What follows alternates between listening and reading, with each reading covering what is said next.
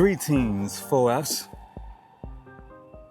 You know, it seems often that God blesses families to not have to endure or experience the in-depth measurements of disasters. But then it seems the same families begin to be neglectful or undermine the necessity of masculinity. And they believe in it so strongly that they forget to raise their young kings to be authoritative and masculine. And then when the strength is needed, then what? But we can blame it on, lack of sight, because they never seen, the extreme of totalities and the real storms, where it's going to take more than an umbrella to get through. And this is one of the main reasons why family are defeated. And not defeated by their enemies, but self-defeated. Because inside of that family, we need to raise strong men, strong kings to win. And the minute that we undermine that and find no need for that, then when that muscle is needed, that muscle isn't there to perform. So basically, not only do people undermine or neglect the necessity of masculinity, right? They also forget and refuse to raise it up in their own family, So if you don't do that, later on, you're going to be searching for real men. And when that storm comes once again, that's the reason why a lot of families cannot get through it. And that's the reason why a lot of outsiders come and attack our families. Because what? They understand that there's a piece that's missing. Where's the man of this household? Oh, he's not here. We don't even have to worry about the kid growing up to be the man of a household. You know what I mean?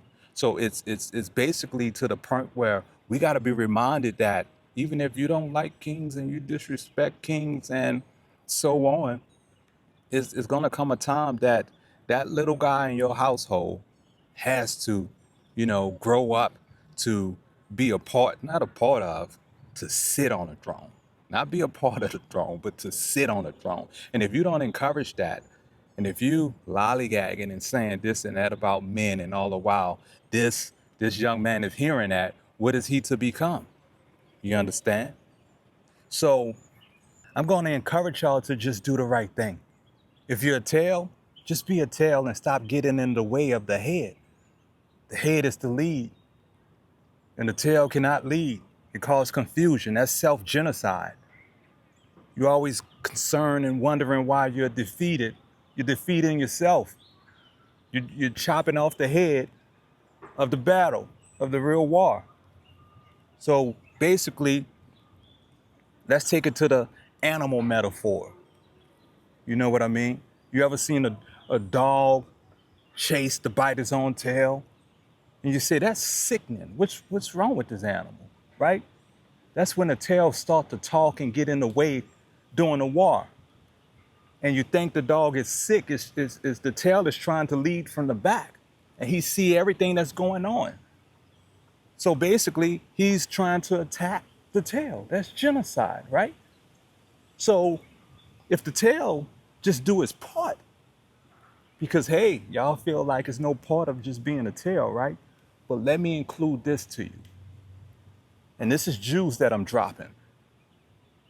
The tail on every animal provides balance. Balance. Even when you see some of these folks, I was about to say young cats, but you gotta stay in a literal term so y'all won't think I'm literally talking about cats. But even when you see some of these guys or women cutting off the tails of an animal, it's basically decreasing their balance. So nothing is wrong with being a tail when you got a strong head. You're giving balance. And let's not take that for granted versus causing all of this chaos from the tail end.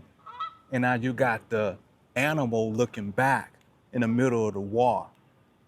Now you see what I'm saying? When the enemy comes, the focus is off. They're too busy fighting each other. So what it is that you're going to do? If you're a tail, be a tail. And if you're a head, be a head. Because you also can't pretend you're a head and be a tail. So anyway, hopefully y'all get that message.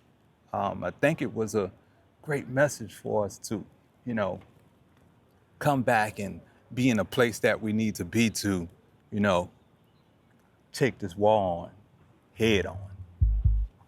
Tough love. Who taught you that? Answer me. I know you didn't do it yourselves.